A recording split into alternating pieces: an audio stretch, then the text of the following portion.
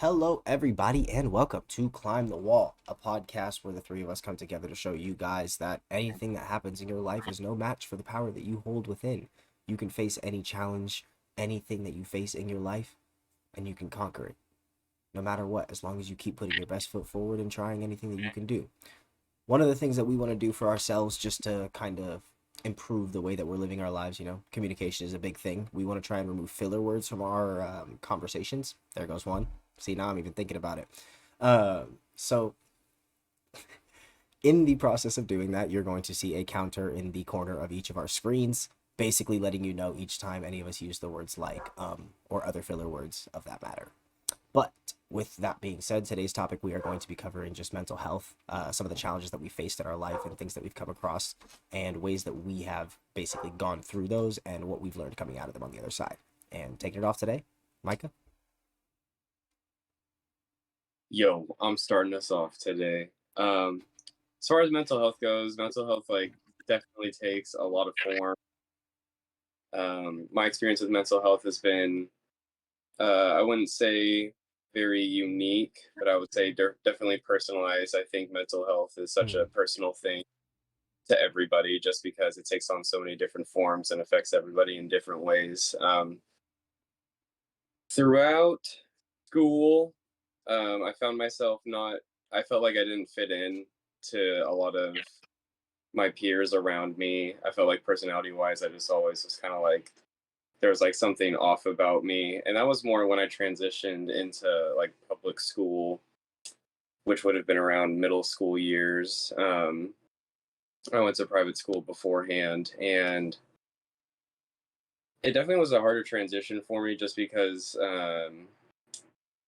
there was a lot going on that I didn't realize was going on before. I felt very like sheltered and protected at my private school beforehand. So getting dropped into a public school and meeting all different kinds of people that didn't have the same core values that I had grown up learning and literally studying. I'd studied the Bible beforehand. That was like something that got taken very seriously at my school and in my family. And going to school and meeting all these different kinds of people originally was sort of intimidating because, at least with most of my peers in the past, I had some kind of common ground with them, which was the religion that was like based in the school, which in a way, I won't call it so much as like a comfort blanket, but in a way it kind of was, because at the end of the day, I knew that there was like something that like I could talk to somebody about in my general vicinity that wasn't like new. Right. And what I mean by that is, I don't really feel like in a public school setting, I could just walk up and be like, hey, Jesus Christ. Like, Yeah, let's talk that would about get you him. some looks in public school these days. Yeah, that'll get you some public for sure. And it's not like I was walking around school trying to be like a little missionary. Like, I wasn't even like too fond of my family's like religious beliefs myself, so I was certainly not going to try and apply them on anybody. It's But what just more this like kind of started, curiosities kind of thing. what's that? You say more like it would it be more like curiosities, just questions you wanted to talk to people about that you felt like you couldn't ask anybody because Jesus again. Yeah, I felt like questions that I wanted to ask most people already knew, and people would just be like, "Dude, do you live under a rock? Like, like how do you not know about this stuff?" There was a lot more kids around me had a lot more exposure to just different ways of life, different movies, different TV, different music, and that definitely left me hanging for a while. But I eventually did find friends that I fit in with, or I felt like I was fitting in with relatively well. School wasn't like the greatest place for me to like be all the time, though. I just didn't really like being there. uh I had pretty good grades going through school for the most part, but wasn't like entirely motivated by my grades. I didn't really feel like they were like rewarding me for anything, which kind of started to develop a more like burnout mentality within Mm-hmm. me, just because I felt like I was putting in hard work into like my athletics, my friendships, my grades, uh even into like church and like religious aspects of my life that I didn't really like want to do, but I did because I took some form of pride in it in the past, just because it was something that I could like latch on. People or like other people that had the same religious beliefs as me, like would encourage me for it. Like it felt good to have like a form of support in any way. But it kind of started to form like a weird identity crisis with me too, because I feel like most of the support that I was getting for my mental health, emotional health was definitely coming from my community at my church. But I was also trying to more break away from the church. Hmm. And going on later into high school, I definitely broke away from the church. It was just a decision that I've wanted to make for a while. And now that I was growing up and becoming more independent, I felt like I could voice that a little bit better and start taking distance from things that I wanted to take distance from. But it definitely left me in a weird pit for a while because even though I didn't really like it too much, church was a stable thing that I had in my life for pretty much most of it. Um, Real quick, yeah, just what's up? just backtrack a little bit to what you were talking about. You said that now you've come to a point where you can kind of talk about it more freely and make your own decisions about it. Step away from whatever you don't want to be around and step more into what you do want to be around. Is Yeah. that, or I guess, what are some things that you've done that you feel like have actually led you to that point for yourself now? I guess in the time between high school Micah and where Micah is right now, what changes have happened that have allowed you to realize, hey, I can talk about these things or I can do these things? Do you know anything in specific? I mean, I've taken a lot of time to address my life as a whole and how much the stuff that I felt like I couldn't talk about was like consuming in my life. Hmm. I definitely just take a lot of time to process and really understand how I feel because there's definitely lots of parts when I was like in the moment of like being in that community and stuff where I like felt certain ways or I didn't like specific things, but didn't really I definitely like felt trapped in like a specific kind of way Right. just because I didn't want to express anything that the group as a whole can like agree on, or like I didn't want to bring up how like Right. specific things maybe weren't working for me that were working for other people, like didn't want to be told I wasn't doing anything right, or like like sometimes I feel like people would tell me like I was going about things incorrectly, or if I keep going the way that I am going, like things will probably like not change for me. And there was lots of stuff that I just didn't agree with, and I feel like I couldn't express how I could based on the people that I was surrounded by all the time. And Hmm. so definitely the distance I think was like the first step, like just giving myself some space from the things that were causing me to feel the way that I did, Now, and then taking when some you time distance to yourself, process it. was that more of a isolated kind of distancing, or was that just like distancing from the specific things, being like church or whatever the case scenario was?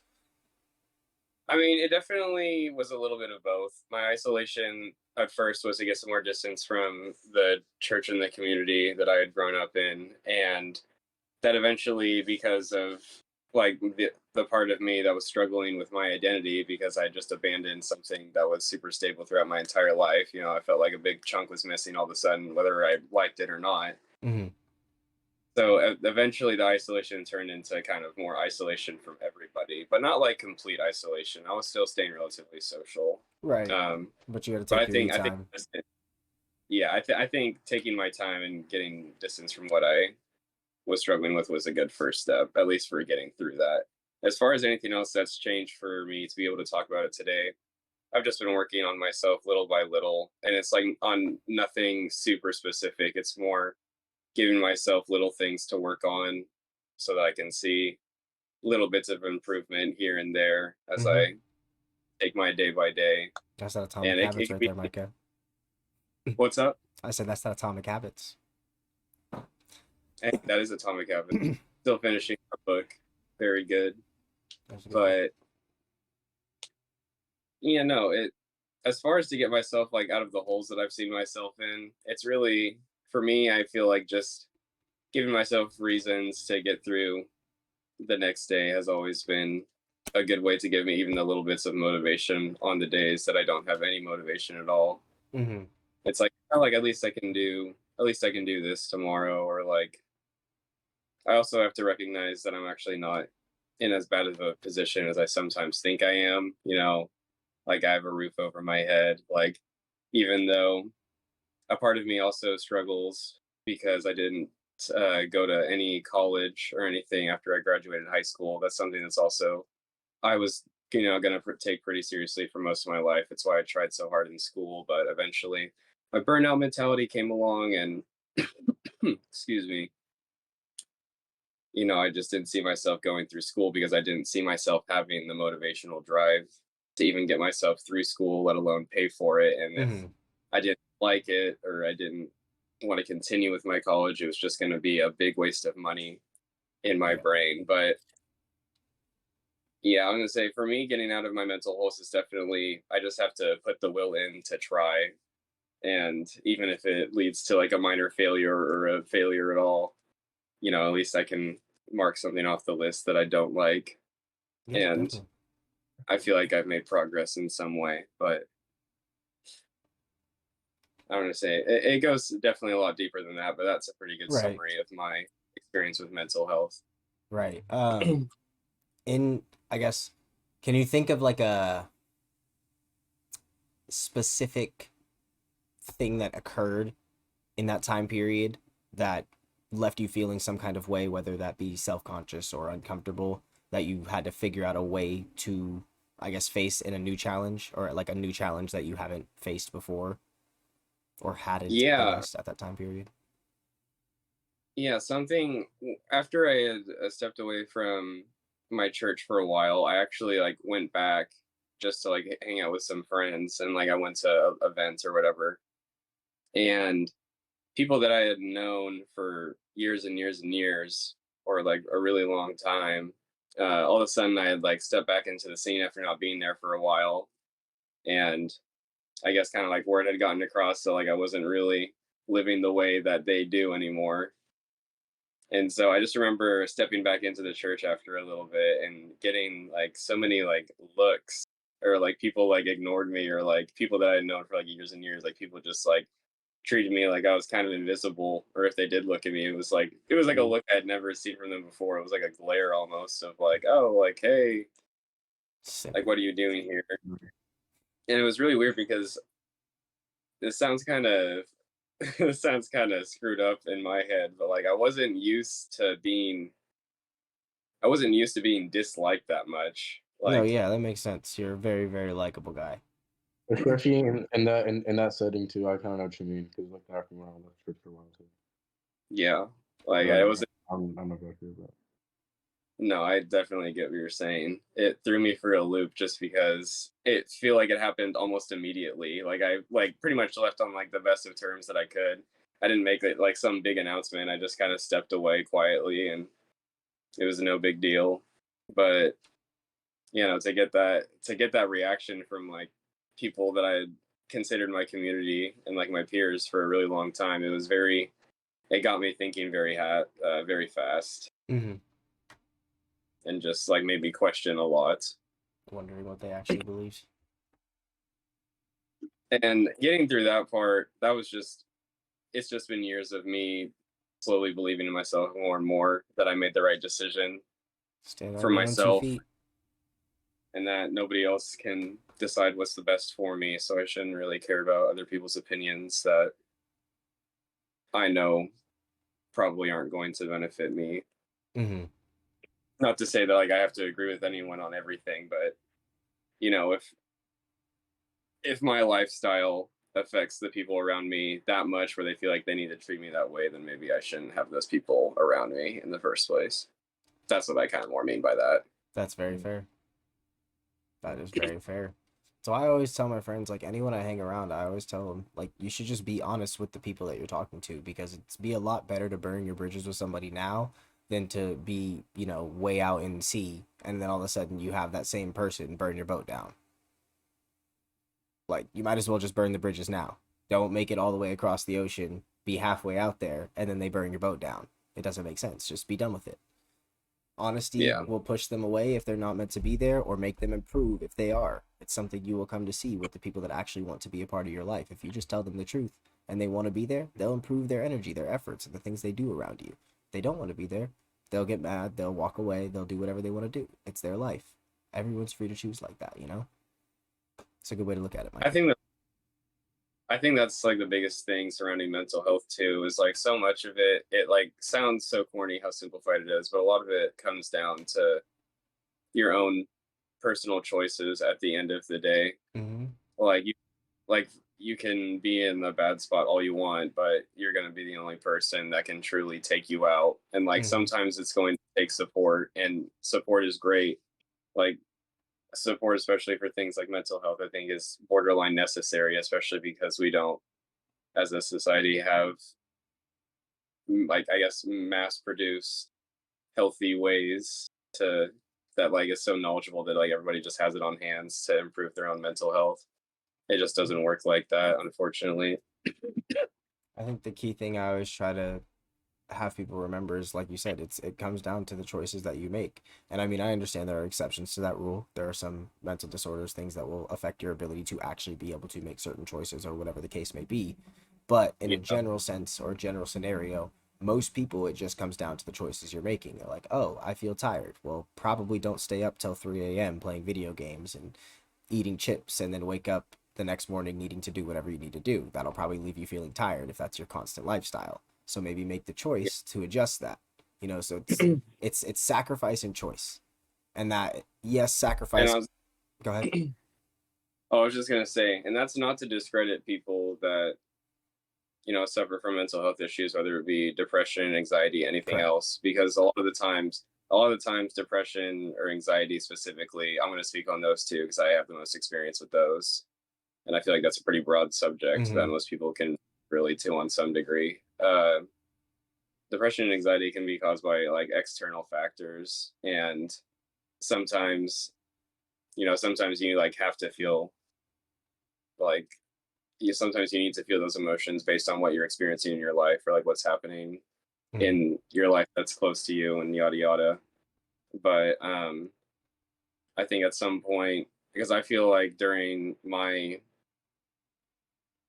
times where I've been stuck in holes, I feel like I've definitely chosen to stay there longer than like I could have probably gotten out Mm-hmm. if I just chose to address my situation a little bit. No, I'm not going to say faster, but maybe if I just chose to not ignore it as much. Right. But it's also, I also like totally feel guilty in a way saying that because I also have like been in my holes and understand how difficult it is to pick yourself up and get yourself out of those spots. And Yeah, I but don't the want to thing, take it all credit comes for down to personal things again. Like you said, mental health is such a it. personal subject that it very much depends on the depth of what you faced in your earlier life that will decide how much you can truly face moving forward or what you believe in yourself. Because again, it comes back down to even way, way back when we were talking about like energies and law of attraction, manifestation, all that kind of stuff. What you believe in is what you will find in your life. And so if you go your whole life believing in you and your ability to take on problems, your ability to help other people, XYZ thing, then you're going to have a lot higher tolerance for stress moving forward because you will know, hey, this is normal. This is what a part of life is. I believe in myself. I'm ready to accept this weight and I can keep going. But if you sit there and you don't believe in yourself, then you're going to get stuck in that same mentality of a lot of people who don't believe in themselves. They don't think they can do a lot of things and they doubt their own personal power, forgetting that they are a creation of this world made to be much more powerful than any of us even understand yet. It's kind of crazy. True. There's no I'm denying that. definitely with that. Do you guys have any specific moments where, or like a conversation you had with yourself when you were like in a not so good time in your life, where you feel like, how do you guys feel like you've picking yourself up by the bootstraps in hard times before? Because like we're all here today, we're all here doing the best that we can True. single day. So like I know we've all gone through some I hard times ourselves. I know, and personally for me, it was just logic because I mean I don't know what exactly like the limitations of what we're talking about like in mental afflictions and stuff like that, but Mm. for me it was like after I took on fitness for the first time, I just had this like I don't really know how to explain it. There's like a weird epiphany and stuff like that. Um that oh that's gonna go on the counter. Dang it. Anyways, but yeah, I had this weird epiphany. And basically, what I got from it was that like I don't know how to explain it. I know I'm putting in these filler words, but it's just I don't know. It was my first room trip ever, so it's kind of hard to like give it words, you know. Hmm. Yeah, I definitely Basic, understand. basically though, what it came down to was just the intentions of everyone around me. I guess I can just put it like that. Like, yeah, I just thought everyone around me had ulterior motives. Like I was really paranoid, stuff like that, and that lasted for months. And so, um, yeah, I would just use logic to like combat that. Like, just tell myself, like, God, my filler count was gonna go up so high. Kind of like bring yourself back to reality a little bit. Just kind of be like, maybe they're not. Well, Maybe it's yeah, kind of. I mean, I just had to kind of like start from scratch, like yeah, bring myself back to reality in the sense of like why would they want to do this? Like if they did it, why would they want to do it? Like what is there to gain? Like what is there to lose in their perspective? Like yeah, just look at it from as many perspectives as I can, and then decide. Okay, yeah, there's really no point of thinking this because it doesn't really like Kind of get that. there's no great benefits. Yeah. Yeah. Um. And actually, well before I continue, you can answer this question because this has a lot to do with what I was going to talk about for my personal Word. thing. I was gonna say I kind of understand what you're talking about with that sense of getting stuck believing that people have ulterior motives, not really understanding what they're actually after with you. Sometimes I like to play along and see or pretend like I don't know what's going on just because I'm curious. Curiosity is probably my biggest downfall, but also biggest strength. I am very, very curious of an individual. I like to know stuff. Uh, but the thing that I would actually say got me out of believing that was a saying that I heard or a quote that I heard way back when. And it basically was that anxiety is in the future, depression is in the past. The only way to be truly happy is to live in the present. And it's so simple, but it's so accurate because everything that I thought about that made me sad were things that were no longer in my life. Whether it be a person, a thing, an experience that I had, whatever it is, it's something from the past that has occurred but is no longer happening. And that's why I'm sad about it. And so it was like, okay, well, that's gone. So I have to just let it go. It's not coming back. Anxiety only comes to me when I'm like, oh gosh, I have to do this, I have to do that, I have to do this. And my brain starts just firing off and I'm just starting to get stressed out and panicked and worried. That only ever happens when I overthink and try and project too far out into the future. I'm not saying don't come up with plans because obviously I have plans and goals and things that I'm trying to acquire and accomplish, but those are well written out, oriented, and taken care of in different manners and structures. The main point of it all, living currently in the present, I've actually caught myself multiple times coming out of living in the present. Like there would be situations or moments that would occur where whether it be just a nice drive down the road or something along those lines and nice sunny day, great song playing, I'm with some friends, whatever. And I'll look up at the sky. And I'm not kidding you. I've done this probably like 4 or 5 times that I can recall. I'll look up at the sky and then all of a sudden my vision just like goes clearer again. And I realize that the last like 45 minutes of my time have just been gone. I don't know what occurred with them, but I felt so serene and so happy the entire time. And I was like, what just happened? Wow. Like I just smiled. I just looked up and smiled and felt dumbfounded because I was like, wow, I really just was in whatever moment just happened. That was just great. Whatever that was great. I don't even remember it, but it was great. And then I don't even feel depressed about that memory because it was great. Every time I think about it, I smile. I'm like, man, that's what that's what life is supposed to be. We're just here on earth, living our moments, doing what we want to do with the people that we want to be with and just trying to be happy or fulfilled, not even necessarily happy, trying to be fulfilled, whatever it may be. I don't know. But that quote is what really I would say made the shift in my mind that allowed me to, I guess, attack life with a more positive attitude and say, you know what? Let's do it. Let's do it. nice. Yeah. How you can Someone would work. You wanna talk about your section? Oh, yeah. Uh, Um, so I don't really know where to start. Um, well, because I was sorry, I was gonna start with my dad's part, and now I already said mine, so I don't know where to like start to kind of meet in the middle. eh, But you'll figure a way. I'll just kind of yeah. Okay. Anyways, so uh, dad, um, well, okay. Well, I should start with the reason I want to bring this in because uh I was talking about psychosis earlier, right? And that was the mental affliction I've had to deal with in my life, not personally only, but like just that's the one I've dealt with the most, like here and there, you know. Um, and so the other person who I've known to deal with it a lot was my dad. And what I read online is that it's just like really it could be basically anything. Like I just got a little short description of it. I'll read it Mhm. right quick. It just said triggered by traumatic experiences, stress, physical conditions such as Parkinson's disease, brain tumor, or a result of drug misuse or alcohol misuse. How often psychotic episode occurs, or and how long it lasts can depend on underlying causes. And then the experience of psychosis varies greatly on person to person. Psychosis can come on suddenly or can develop very gradually. The symptoms of psychosis are often categorized as either positive or negative. Positive symptoms are those that add to or just sorry. Positive and negative it just means adds to or takes away from the person's like personality basically.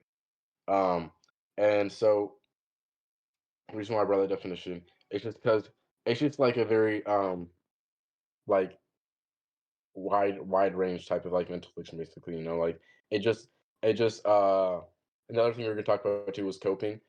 It like takes one's perspective and it can like take it in any which way, like whatever brain like whatever way their brain kind of like choose to go. Kind of like, you know, how everyone has a different trip on shrooms or like DMT or something like that, you know, how everyone has like a really specific thing they see. It's different for each person. Psychosis, I would say, at least from my understanding, is kind of the same way. Like your mental affliction will be like really specific to you, um, I guess. So anyways, but yeah. So how I dealt with that before was just it started like gradually with my dad, um, because he like I don't know what it started exactly for him, but he drank a lot, did a lot of drugs, so there's like a lot of, you know, places they could have started from. Also, stress was something on there. Um, so I noticed that for him, and like middle school, when he would like question like regular things and like reality, like people's intentions. That's how I've dealt with it. Mostly just people's intentions and regular stuff that should just be like normal, like I don't know, a regular conversation, basically. But and so yeah, he would come home from like work, and he would have like this recorder. Literally, he would like record conversations at work, and or actually, I don't know if he recorded the conversations, but he would like stop and like go to the bathroom and like record like basically like a back and forth between like him and his like coworker said, and then like review it when he got home, basically. And but yeah, so and I don't really know the purposes for that, but I know later on in life, it led.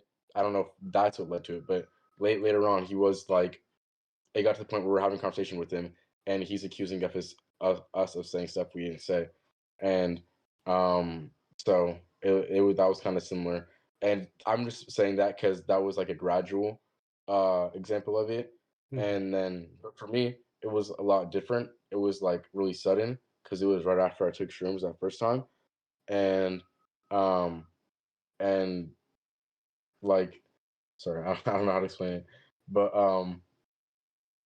yeah. So it was just like like whenever I would like talk to anyone, like any harm that I saw there was a chance that can come to me, basically, I would just assume that they were gonna try to do that.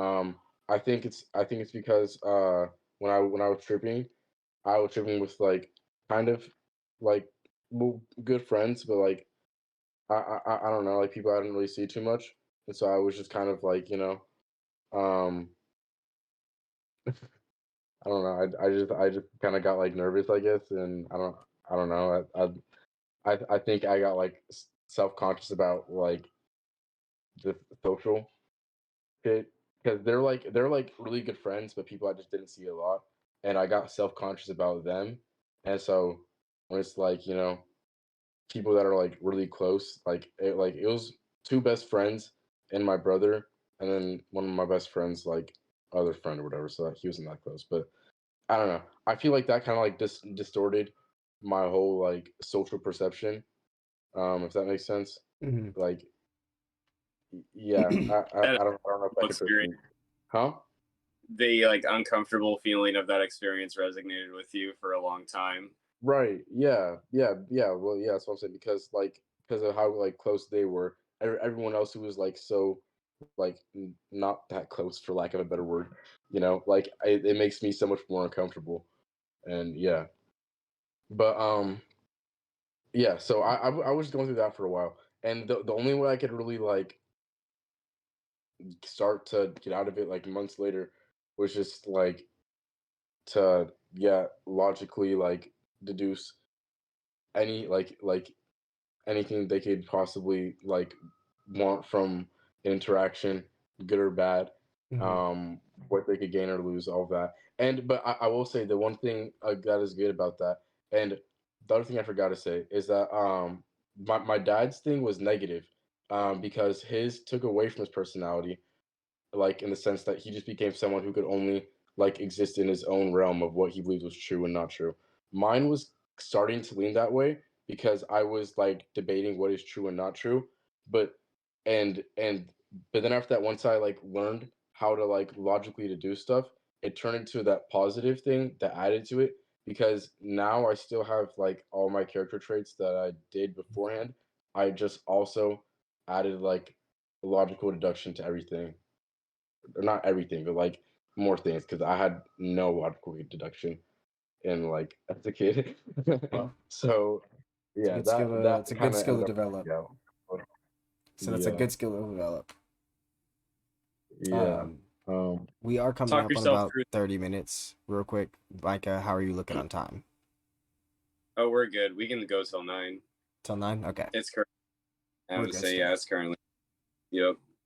Okay. So, Pi, would you say that just kind of talking yourself through things, maybe going through like all your thoughts a little bit slower, kind of helped you get past your yeah, fear of other having their intentions? yeah. Out of intentions, not only that, it just taught me to like look at things from a smaller scale too, and that's also how I got my appreciation for like I claim I have appreciation for everything if I like take enough time to look at anything long enough and see all the small things that go into it. I can like I can appreciate it, like I'll understand like its beauty, or I'll understand some beauty in it at least. But Mhm. yeah, so I think that led to me just logically deducing stuff, and yeah, looking at things from smaller places, I guess. Yeah. Nice. It's always good Yeah. to analyze and be able to actually break things down into a way that's understandable and makes sense to yourself. So I'm glad that you have found Especially, how to do that. I want to say, especially when you're in a mental state that like isn't the best, being able Right. to ground yourself, I Hmm. feel like is a very valuable skill to have. Or like not even necessarily ground yourself, but just take yourself out of your head for a minute. I understand.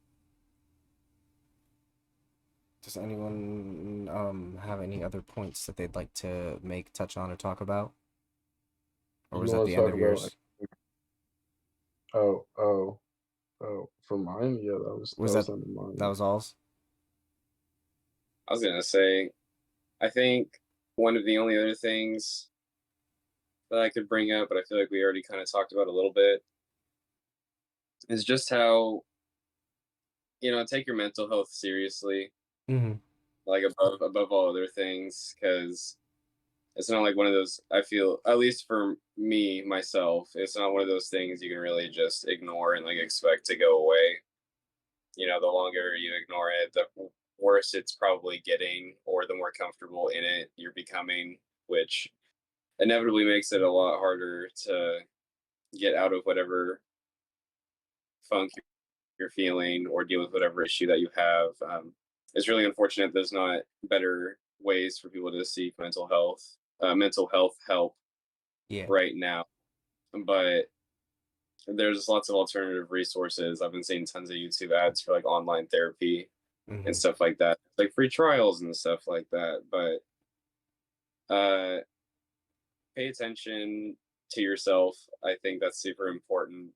Like, take time to reflect on yourself and how you're feeling, and maybe you can address some problems or some feelings that you're having a little bit sooner by just taking a moment to chill back and maybe sit in the passenger seat and look at yourself rather Hmm. than just going through the day-to-day motions, kind of ignoring it or putting it to the side, or telling yourself it's not as important as other Right. things that you're trying to do, because your mental health is important and it'll start to bleed into lots of other things in your life if you try, or if you ignore it too much, it'll kind of snowball into things that you might not want it to.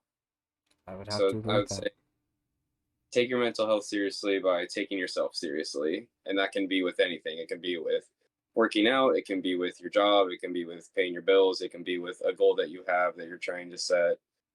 But also, don't get discouraged, because when you're not feeling the most secure about yourself, it's the easiest to be discouraged because you already feel like you're in a low spot anyway. So it becomes easier to accept it becomes easier to accept being in a lower spot when you don't see higher for yourself. And I know I still feel really crappy putting mental health like summarized into like making choices, but regardless of your situation, there are choices and stuff that you can do to help make yourself a little bit better every single day. And it sucks that you're the only person that can pull yourself out of these holes, but get a good community, get some good friends like we got here, get some family, talk to them about things, people that you trust, ask for support if you need it, because there's no shame in needing a little bit of help, especially if you're struggling to help yourself. So, Yeah. yeah, Yeah. Oh yeah. Everything he just said times 10. It's important stuff, guys. Mental health is not a joke. It's not anything that you should take lightly, and I do want to reiterate for the sake of all of us that we are in no way, by no means, professionals on the subject. We do not have studies or masters or anything like that in these topics. We are just speaking to you from the experiences that we have faced in our lives, from the struggles that we have gone through. I myself personally, I've lived with more families than most people under the age of 20 are years old. And by most, I mean all of you. I've lived with that amount of people. So I've been through my fair share of experiences and families and trials with different classes of people, because like I've told people all the time, I've lived with the very bottom to the very top of the echelon in terms of financial status. So it's, I shouldn't say very top, but the top of the middle class, I should say. Probably even rich. Rachel's, I won't drop names. They're rich though. But regardless of that fact, the thing that I would say is one of the strongest and most powerful forces behind my ability to maintain my sanity would have to be adaptability, simply because, like I said, I lived with so many different families. 7 of those alone were high school year. My senior year of high school, I lived with 7 different families. Okay. So, in that scenario, if I was not able to allow my mind to understand that things are not permanent, things are going to change, then I would not have been able to maintain a level of sanity that pushed me through all of the years and all of the different families and all of the different situations that I jumped into. So remember that times are going to change. Things aren't always going to work out the way you plan them to, and things aren't always going to be perfect. So you have to adapt to whatever is coming and face it head on. And that is how I personally feel like you will be able to find some success for yourself. May not be all the things you need to do, but there's one piece of advice, couple that with some of Micah's stuff, couple that with what Pi was talking about, and you might be able to find yourself a nice little stew of coping mechanisms. Who knows? I don't know if that's the I'm way to just put saying. it, but just One it. last thing feel like I should throw in there on top of everything that we've talked about is just don't undersell yourself. Take yourself Oh seriously. You just God. take it seriously. And if you feel like nobody else is taking you seriously and nothing in your life is taking you seriously, at least you can take yourself seriously. I'm gonna say a quote right now, and it's a long quote. It's a long quote. But I heard this All right. quote, and I'm gonna tell you exactly the first time I heard this quote. I don't remember how old I was. Oh gosh, when was this? Would this have been sixth, seventh grade? Seventh grade, I want to say. We were staying in a homeless shelter. It was me, my brother, my sister, and my mom. It was one bedroom we were all living in, right? And on top of our dresser, we had a VCR TV, and Coach Carter was playing. And in that movie, he keeps asking him throughout the movie, he's like, "What's your deepest fear, Mr. Cruz? What's your deepest fear?" Right? Whole time. And then finally he stands up. And this is the first time I've ever heard this quote. And I'm sure some of you have heard it from other places. But it goes like this: Our deepest fear is not that we are inadequate. Our deepest fear is that we are powerful beyond measure. It is our light, not our darkness, that most frightens us. You are a child of God, therefore your playing small does not serve the world. There is nothing enlightened about shrinking so that other people don't feel insecure around you. We are all meant to shine as children do. It is not just in some of us, it's in everyone. And as we let our light shine, we unconsciously give other people permission to do the same. And as we are liberated from our fears, our presence will automatically liberate others. And that quote, I did not understand it the first time I heard it, but I stood there mesmerized. I was staring at the TV. I literally rewound the TV and I wrote that quote down on a piece of paper, and I was like, I need to understand this. And it wasn't till probably 6 months ago, from sixth grade or seventh grade to 6 months ago now, which is probably, how many years is that? It's like 10 years, something like that. I finally understood what that quote meant. And I think that that is something absolutely beautiful. So, like he said, do not sell yourself short, ladies and gentlemen. You are a beautiful individual. You are powerful. You are strong, and you are amazing. You just have to believe in yourself, and you have to put in the reps to actually make yourself able to believe. So, whatever you want to do, put in the reps. And remember, don't stop climbing. You stop climbing the wall. Don't stop. Don't have two hands still. Bow. Wait, it's not stopping.